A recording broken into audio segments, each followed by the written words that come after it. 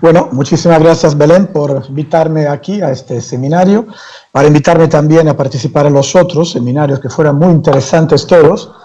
Y cuando me invitaste para participar, yo estaba pensando cómo declinar el tema este de la memoria, que no fuera siempre hablando de Cerdeña medieval, etcétera. Y entonces recordé que había empezado mi carrera de estudio con mi tesis de licenciatura sobre Cristóbal Colón. Y es un personaje que siempre me ha fascinado mucho y sobre todo en los últimos años hubo varios problemas con la remoción de unos monumentos dedicados al descubridor. Esto es el tema de mi, digamos, intervención en este seminario, o sea, tratar de ver cómo este personaje sufrió una especie de guerra en los últimos años con varias tentativas de remoción de la memoria, de su obra y de su personaje, de su persona también. El tema elegido, en nuestra opinión, bueno, voy a tomar el tiempo porque si no... Y es un tema extremadamente interesante desde varios puntos de vista.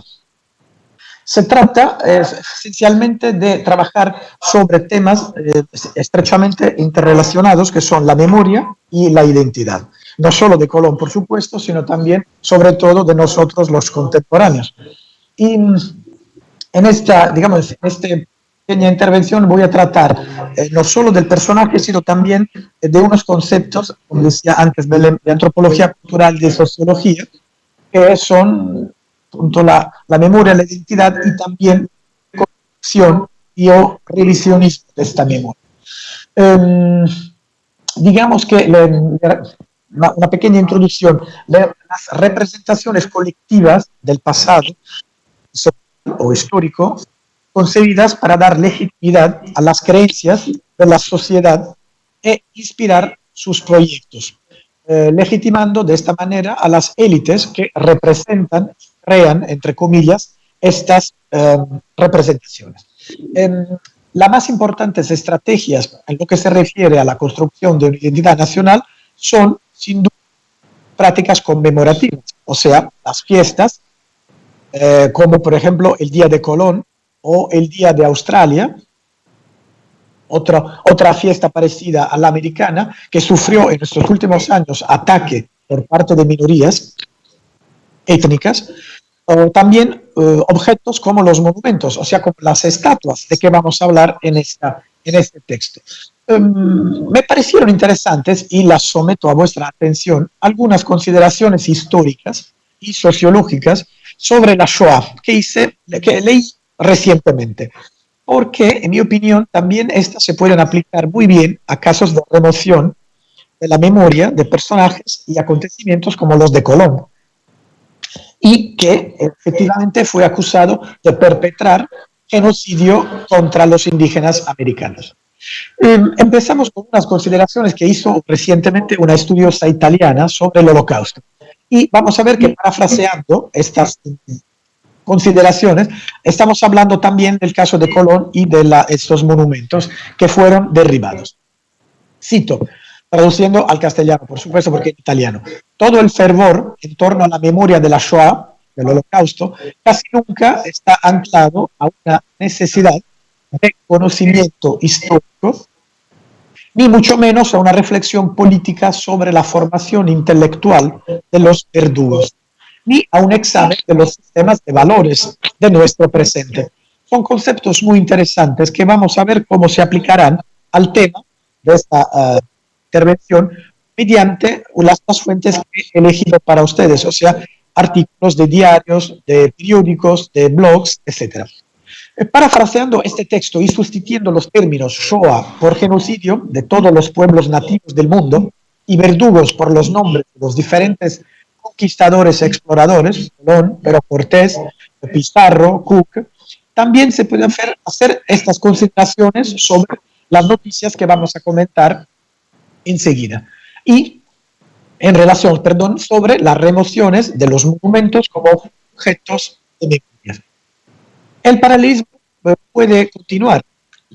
Cito, la lección de la Shoah, para nosotros, el supuesto genocidio perpetrado por Colón, parece sofocada por la contradicción entre la visibilidad deslumbrante, este es el estilo del articulista, de la columnista, de su memoria en el discurso público y la comprensión tambaleante, a menudo superficial y trivializada de la mayoría de los que, invocando el deber de memoria, escapan tanto al conocimiento estricto de cómo ocurrió el genocidio, en este caso el de los pueblos indígenas americanos, como a los contextos políticos y culturales que lo hicieron posible.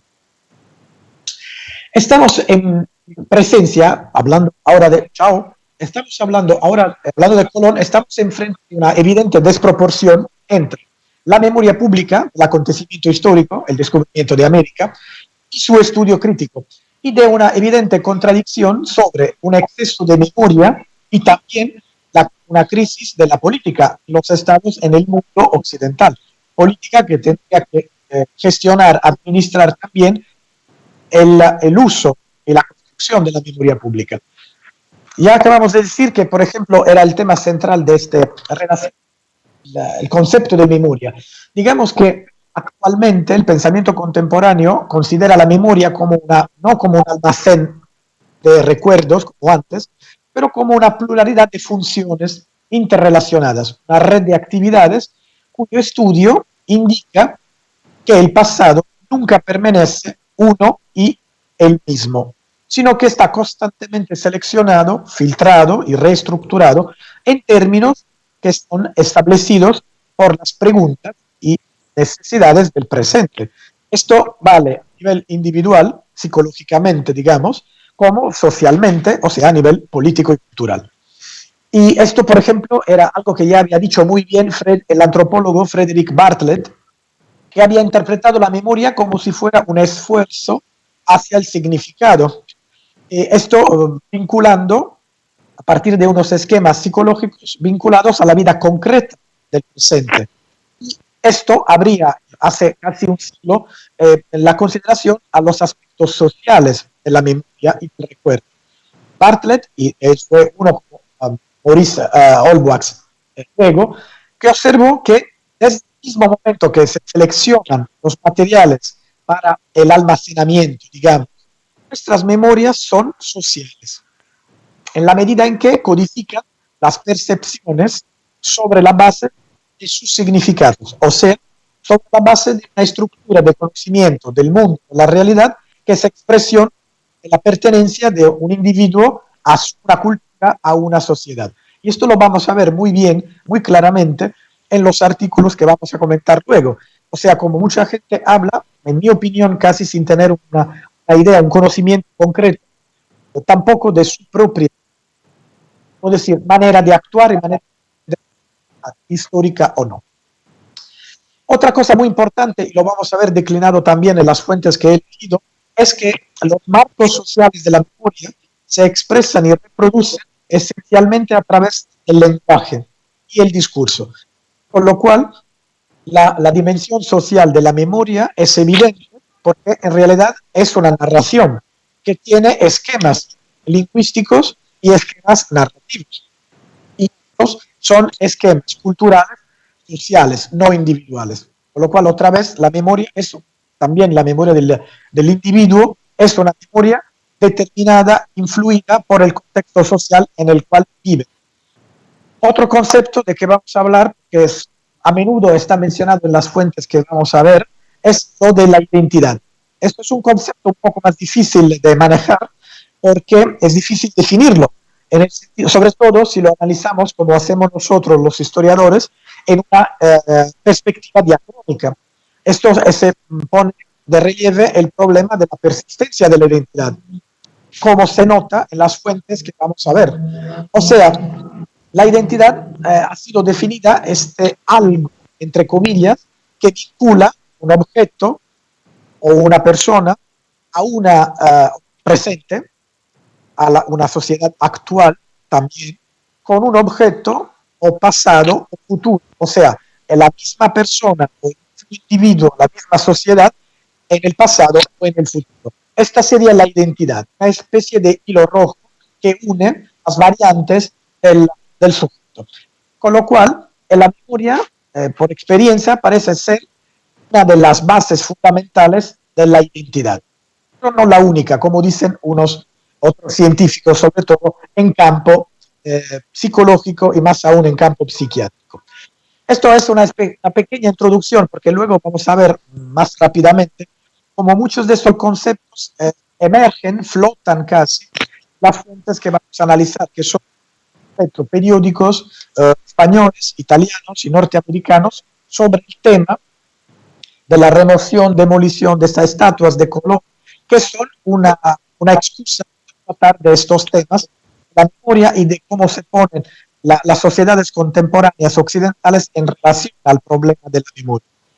Las fuentes que vamos a presentar las hemos catalogadas de dos maneras. Una manera temática y la otra es cronológica. En cuanto a los temas, hemos agrupado los artículos que vamos a presentar en dos subtemas. Uno es el tema de las minorías. Las minorías étnicas, culturales, religiosas, tienen un papel muy importante en el tema de la remoción de la memoria. No solo en el caso de Colón, por supuesto. La otra, digamos, categoría temática es la revisión / historización de la historia. Dentro de ambos subtemas, los artículos se presentan en un orden cronológico para que se pueda observar la evolución, el desarrollo de los acontecimientos y el debate científico y político sobre ellos. Empezamos ahora con una pequeña serie de documentos, de artículos sobre el tema de las minorías, que son, como decía antes, minorías étnicas, pero no solo, también minorías de género, por ejemplo.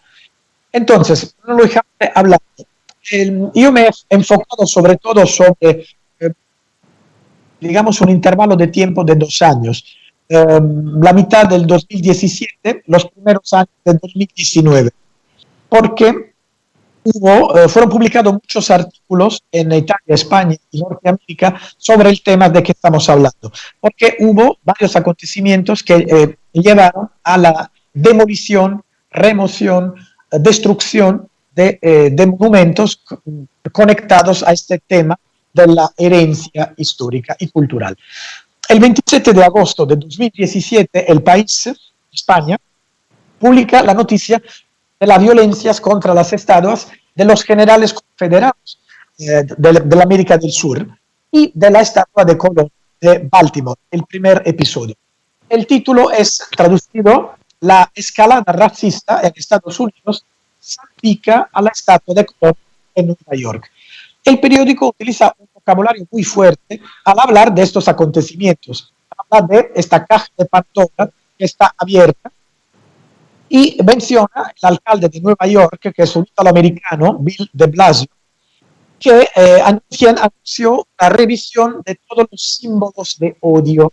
Con este término, él indica que eran todos los monumentos pertenecientes a personajes, héroes de la historia occidental. Hubo en aquella ocasión un debate bastante amplio sobre los monumentos. Dentro de esto debate fue insertado por voluntad de una concejal de Nueva York, Melissa Mark Vitrito, también la estatua de Cristóbal Colón, que está en Central Park, porque ella afirmó que consideraba Colón una figura controvertida para muchos. Tenían raíces en el Mar Caribe, o sea, doble minoría, una mujer política y una mujer perteneciente a una minoría étnica, que empezaba, y vamos a ver que estas minorías étnicas tendrán un papel muy importante en todas las operaciones de remoción de la memoria física. También lo que el columnista del País subrayaba era que la estatua de Colón tenía una implicación emocional fuerte para los norteamericanos y los neoyorquinos, que era un instrumento que permitía la imaginación de una comunidad moderna, contemporánea, basada en unos valores. Pero trataba de una construcción nacionalista de una memoria común, que pero había presumido mejor que se compartía una parte de la historia, pero también que se compartiera también el olvido de partes de este pasado común. Y este olvido era la parte de la historia de las minorías étnicas. que en este caso empezaban a quejarse y lamentarse de todo esto. Pocos días después, el 28 de agosto de 2017, un diario italiano, Il Fatto Quotidiano, publicó un artículo enfático con su estilo y terminología. El título era: con la remoción de las estatuas, América se rechaza a sí misma. Rápidamente menciono unas líneas. La furia iconoclasta hacía un epílogo paradójico. América se rechaza a sí misma casi como si deseara no haber venido nunca al mundo. Parece que Estados Unidos se han unido al mismo movimiento que vio a los talibanes y a las milicias de ISIS como protagonistas de la destrucción, claro, de los budas gigantes. Este artículo maneja el concepto de identidad cultural, pero de una manera un poco, digamos, inexacta. Además, porque este concepto ha sido objeto de una revisión crítica bastante radical en las últimas décadas por parte de la antropología y, sobre todo, por cómo lo presenta el columnista. Esta identidad cultural, en esto está en línea con parte de la vieja antropología, es una especie de propiedad sustantiva de los grupos sociales. O sea, es algo que ha sido reificado, o sea, es algo que se puede perder, recuperar, es algo que está inscrito en los caracteres personales o en el patrimonio cultural de comunidades enteras como las naciones. De hecho, estas identidades son operaciones, no son naturales, sino son operaciones culturales y políticas, que siempre se hacen a partir de intereses contemporáneos y necesidades del presente. Por esto, están sujetas a revisión continua. En realidad, el columnista, es interesante esto aún, no se detiene tanto en el problema de la remoción de la imagen de Colón, sino él encuentra que hay un concepto paradójico en esta operación, porque para atacar a Colón se acaba censurando post-mortem una de las pocas raras obras monumentales de una mujer artista. Y dice: habría bastado con trasladarla a un museo o a un museo in situ para contar la historia, tanto positiva como negativa, y quizás, esto es lo más importante, enfatizando la obra del artista más la figura del personaje representado. Aquí vemos cómo hay una reescritura de la historia, una nueva narración de la historia sobre el mismo asunto, el mismo personaje, pero esta nueva narración corresponde a los nuevos parámetros, que son ahora, en este caso, lo políticamente correcto y la atención, valoración del género femenino. O sea, sería más importante e interesante dar la precedencia al autor y no al personaje representado en la obra. Y esto suele ocurrir también en muchos otros casos. Poco después, en el 6 de octubre de 2017, América, de Jesuit Review, la revista jesuita, se centra en un evento con un fuerte sabor identitario, que es, para los hispanoamericanos y nos, es el Columbus Day.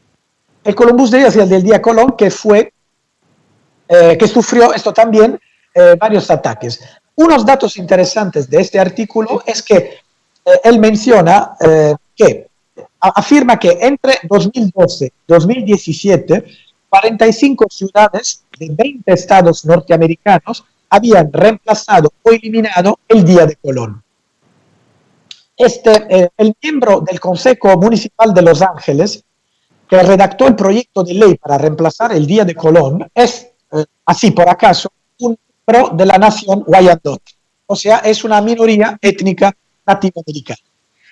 En la audiencia pública, el Consejo de la Ciudad, este concejal, Mike Bonin, que es un italiano, bisnieto de migrantes italianos, dio una respuesta a unas preguntas que le hicieron porque él estaba en favor de la remoción de la estatua, de la remoción de la fiesta del Día de Colón. Él afirmó: he pensado en mis antepasados, su historia. Para mí, celebrar el Día de Colón no honra su historia y su lucha, la insulta y la mancha. Vinieron aquí los italianos para construir algo, no para destruir algo. Vinieron aquí para ganar algo y no para robar algo. Esto es un ejemplo perfecto de juicio ahistórico, sin tener en cuenta, sin historicizar el acontecimiento, el personaje, y con tal criterio casi nada del pasado se salvaría, por supuesto. Belén, te pido por favor que puedes poner el primer video de YouTube. El de retiran la estatua de Cristóbal Colón. Eso es, eso es. Dura 1 minuto y medio, no más, ¿eh?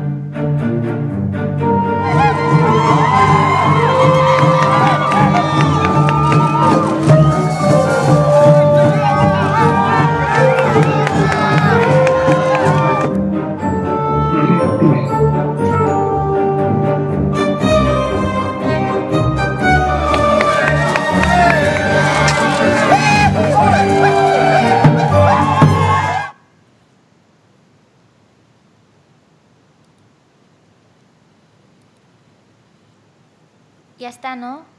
¿El video? ¿Sí? Vale. ¿Quieres que ponga el otro? Ah, no, no, el otro está conectada a otra. Espera que tengo que. Dos Ángeles. No, el otro está conectado a otro artículo. Una ciudad destruida por el mal habéis visto comportamiento que de sus habitantes. la operación que fue y hecha una fue mujer no de que termina enfrentar el monumento de convirtiéndose Colón, en por estatua de ejemplo, sal. a. Estos son No los se oye, ingredientes sí. que conforman el apasionante relato de Lot. Un momento. Preparen el equipaje. Ah, sí. No te oigo bien yo, perdóname. No, yo tampoco. Un momento. ¿Puedo hablar ahora? Sí. Ahora sí, se ha desmarchado. Ahora ya está controlado. Ahora no te veo, pero bueno. Ahí Ahora está. está perfecto. Luciano, Ok. Cuando hables, ¿te puedes Sí. acercar un poco más al micro? A ver. ¿Puedo más? Si ¿Puedo? te puedes Perdóname. acercar más a tu micro cuando hagas tu intervención. Ok, muy Vale, bien. ya está. Entonces, lo que estaba comentando antes era que no trataron de enfrentar el monumento de Colón a otro monumento, o señales para explicar también algo de la historia de los nativos americanos, sino que simplemente quitaron esta parte de la memoria histórica de la historia también norteamericana. Aparte, hay que decir que en el video ya se ven algunas frases del concejal O'Farrell, que son unas totales tonterías históricas sin ningún fundamento, porque se está acusando a Colón de ser el prototipo de este genocidio de los Estados Unidos. El hombre ni pisó el suelo de aquella parte de América, con lo cual son realmente con palabras en libertad, como se dice en italiano, totalmente en libertad. Pero bueno, vamos a ver que no es el único que dice cosas así.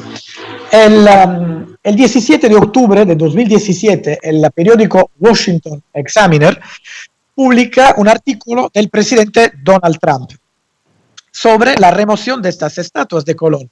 Y con un poco de embarazo hay que señalar que el presidente americano tiene opinión que son aceptables. Él condenó, que es bastante raro, ¿no? Yo digo, pero bueno, él condenó los renovados esfuerzos por eliminar las estatuas diciendo, creemos que debemos preservar nuestra historia, no destruirla. Ahora están tratando de destruir las estatuas de Cristóbal Colón. ¿Qué es lo siguiente? Hay que poner fin a esto, se trata de patrimonio cultural. O sea, palabras de Donald Trump, con lo cual es muy interesante esta postura, que es correcta. Una solución salomónica el problema fue dada el 12 de enero de 2018 por el New York Times. El artículo dice: el alcalde de Blasio decide que la estatua de Colón no debe ser movida. Él, el alcalde de origen italiano, él también, nombró una comisión especial que tenía que evaluar los símbolos de odio en sus parques, calles, etc., para decidir cuál debían ser eliminados y otros enfrentados según los estándares actuales de lo políticamente correcto. Comunicó que mantendría la estatua de Columbus Circle, pero que habría colocado nuevas señales históricas explicando la historia de Colón y del monumento. Con lo cual hubo una intervención otra vez de una asociación de indianos, la American Indian Community House de Manhattan, cuyo presidente intervino diciendo que no se trataba, que era un error lanzar una disputa entre indígenas americanos y italoamericanos, porque era una disputa entre lo que es moralmente correcto y lo que es moralmente incorrecto, porque Colón está moralmente equivocado. Vendió a niñas menores de edad como esclavas sexuales, forzó a la gente a trabajar hasta que murieron. O sea que hay una ignorancia histórica brutal, literalmente brutal. Y vamos a ver los ejemplos de la otra categoría, la rehistorización de estos acontecimientos. El primer episodio, lo había dicho antes, ocurrió en Baltimore el 21 de agosto de 2017. En esta ocasión fue destruida, no removida, sino destruida parcialmente, la estatua del almirante, que era, en aquel momento, tenía 225 años de antigüedad y era, se decía, el monumento más antiguo de los Estados Unidos que aún estaba en pie, en su posición. Además de las noticias de unos periódicos, Baltimore Brew, Washington Times, etc., se publicó en YouTube un video que muestra el momento en que la inscripción, la base del obelisco, fue destruida. Un letrero fue colocado en la base del monumento y decía: racismo, derribadlo, y otro letrero que yacía en el césped alrededor del monumento tenía otra inscripción: el futuro es la justicia racial y económica. Belém, si puedes mandar el segundo video. Ahora mismo. Gracias. Baltimore City. We're walking to the oldest monument to Christopher Columbus in North America. Christopher Columbus symbolizes the initial invasion of European capitalism into the Western Hemisphere. Columbus initiated a centuries-old wave of terrorism, murder, genocide, rape, slavery, ecological degradation, and capitalist exploitation of labor in the Americas. That Columbian wave of destruction continues on the backs of indigenous, African American, and brown people. Racist monuments to slave owners and murderers have always bothered me. Baltimore's poverty is concentrated in African American households, and these statues are just an extra slap in the face. They were built in the 20th century in response to a movement for African Americans' dignity. What kind of a culture goes to such lengths to build such hate-filled monuments? What kind of a culture clings to these monuments in 2017? The culture of white supremacy preceded the United States. It's at the foundation of U.S. culture, business, bureaucracies, and psychology. Observe how vehemently Republican and Democratic misleaders defend genocidal terrorists like Christopher Columbus and George Washington. White supremacy and the systems that sustain it must be replaced, or people will continue to suffer and the planet will continue to die. Part of our evolution as humans requires tearing down monuments to destructive forces and tearing down systems that maintain them. Part of our evolution is to develop new and ancient systems of democratic economics that center the needs of poor, indigenous, African American, and brown people.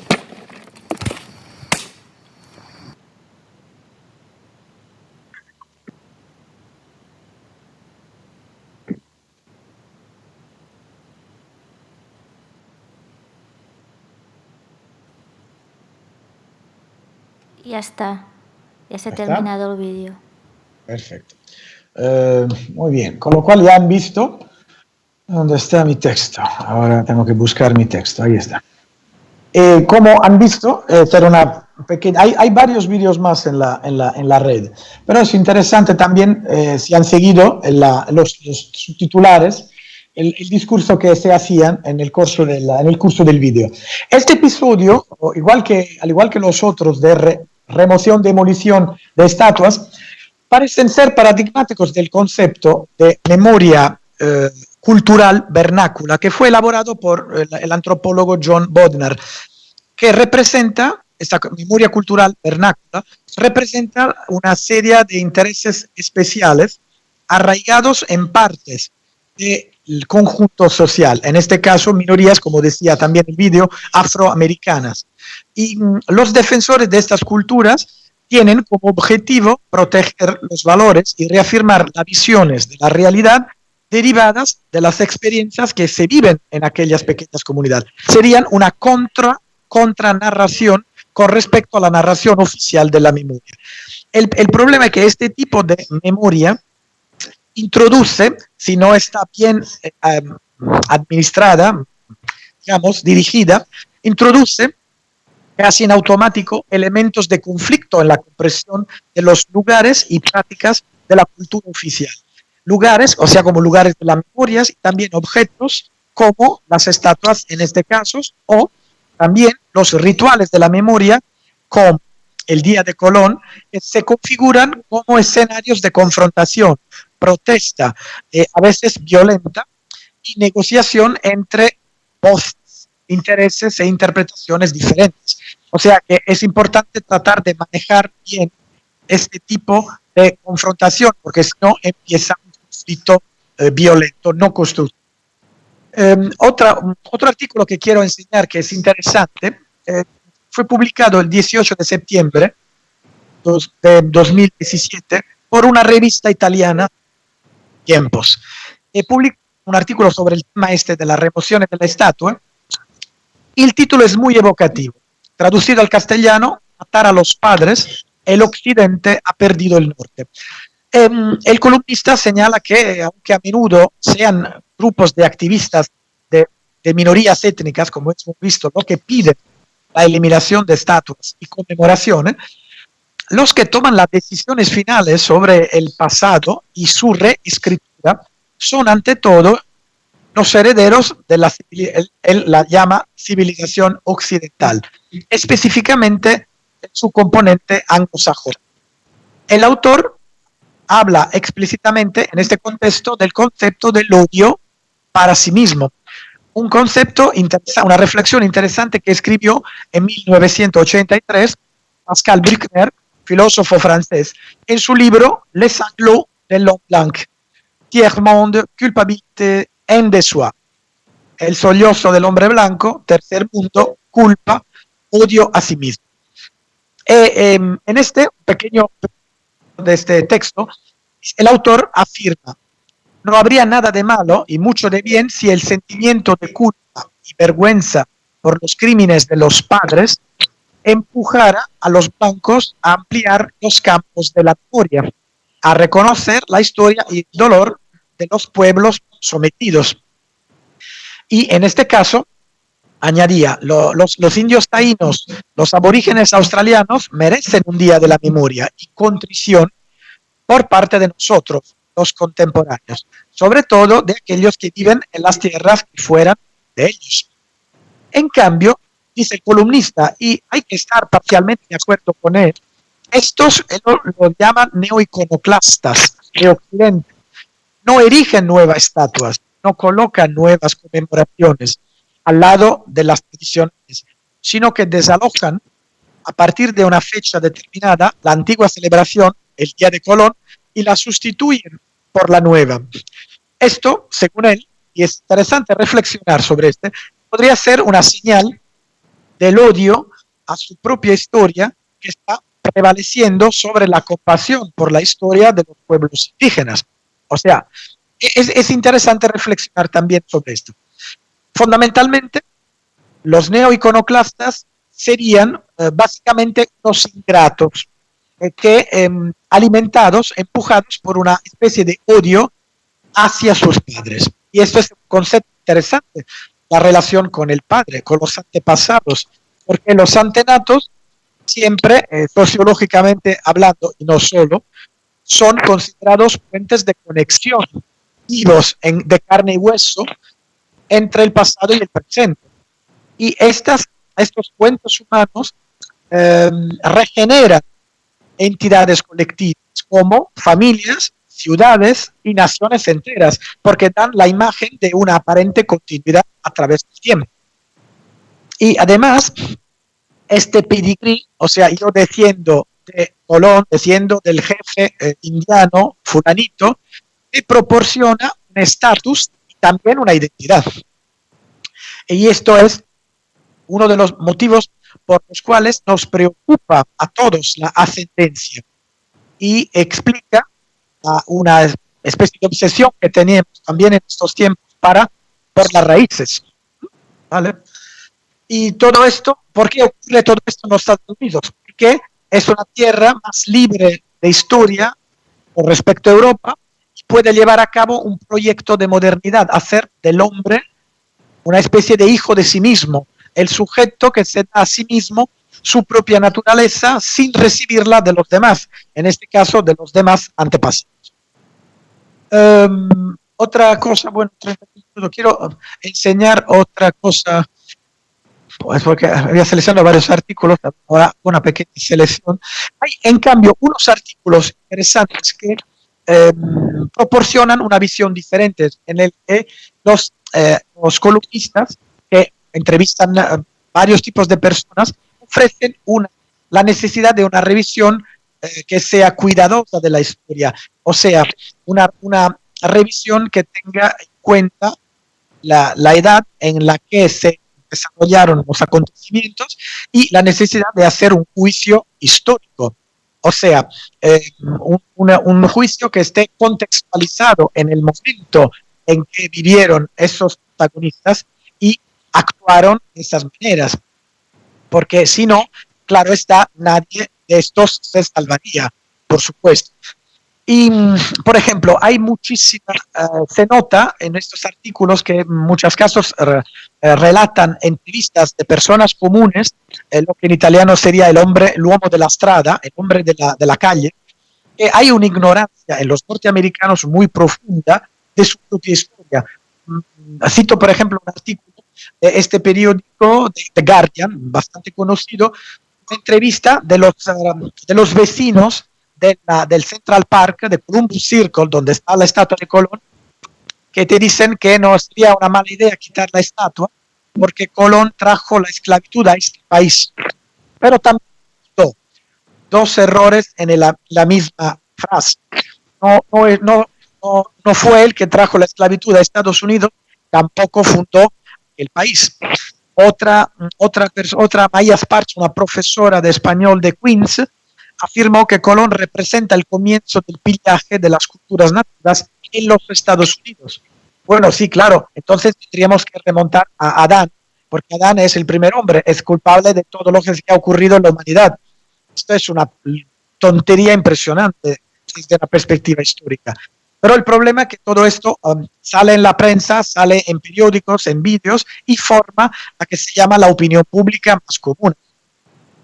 Y otra cosa, esto es interesante, en el Huffington Post sale otro artículo muy largo de esta Deborah Taffa, que es un miembro de la nación indígena Yuma, descendiente de la tribu de Laguna Pueblo.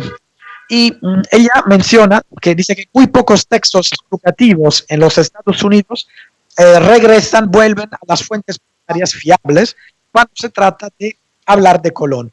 Y ella cita a Bartolomé de las Casas, el inventor de la leyenda negra del imperialismo español, atribuyendo a Colón acontecimientos que ocurrieron cuando él estaba ya muerto desde décadas. Y esta es una profesora. Y dice, pero sugiero que revisemos la historia del origen de nuestra nación, Estados Unidos, forzándonos a verla más claramente. Debemos añadir un contexto histórico adecuado a nuestros documentos de Colón, pero ponerlos en museos en lugar de parques públicos, o sea, quitarlos de la vista.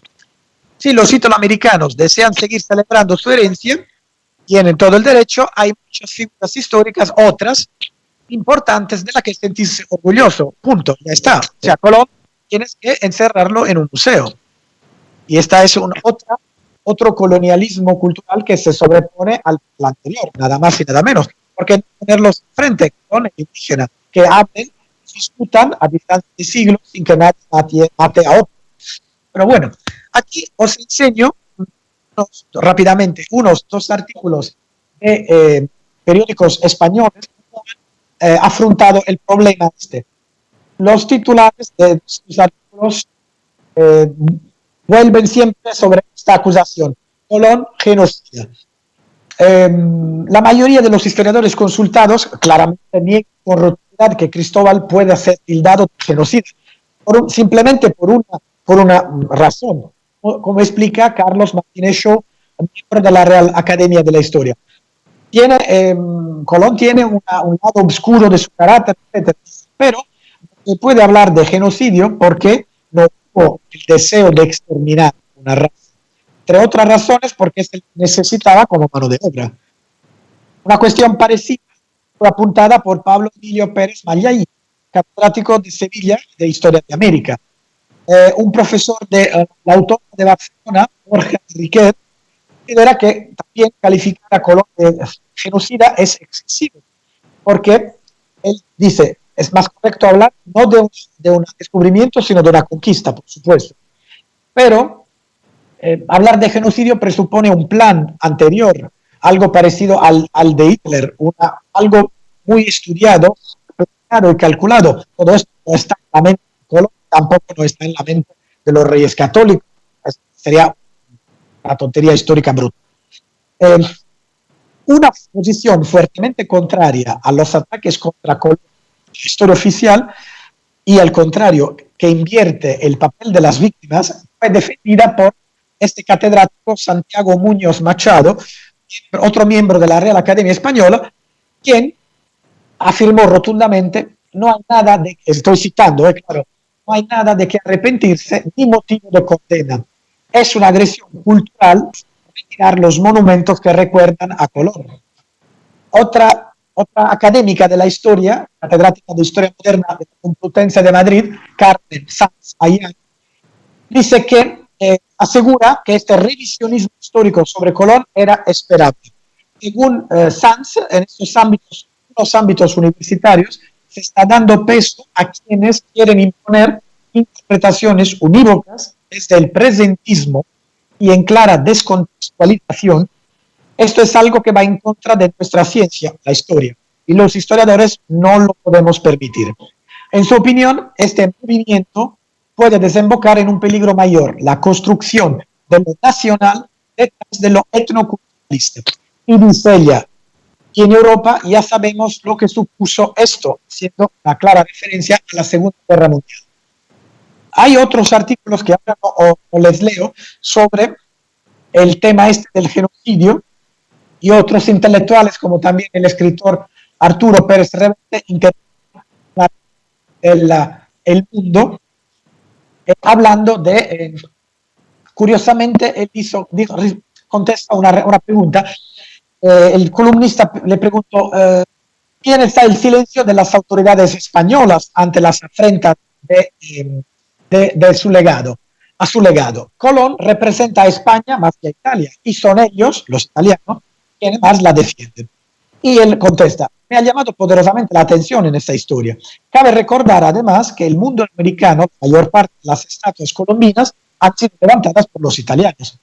Punto. Ellos, felizmente, dejan manipular, con lo cual puede que para él los españoles se dejen manipular, no lo sé.